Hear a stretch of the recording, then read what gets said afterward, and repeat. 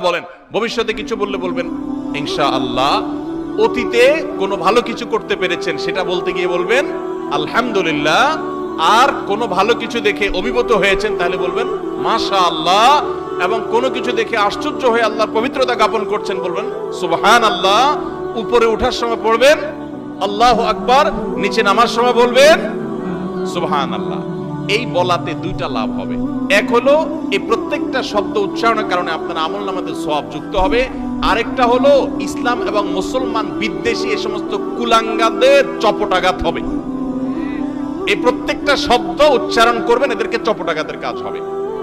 এরা এদেশের গণমানুষ বিরোধী। এদেশের শতকরা বেশ 99% মানুষ, যেই ধর্মের মানুষই হোক না কেন, প্রত্যেকটা ধর্মের মানুষ তার ধর্মীয় সংস্কৃতিকে আগলে রাখে, শ্রদ্ধা করে, এবং এই সম্মিলিত প্রচেষ্টা আমাদের সংস্কৃতি বেড়ে উঠেছে। এরা সেগুলোর দুশ্মন।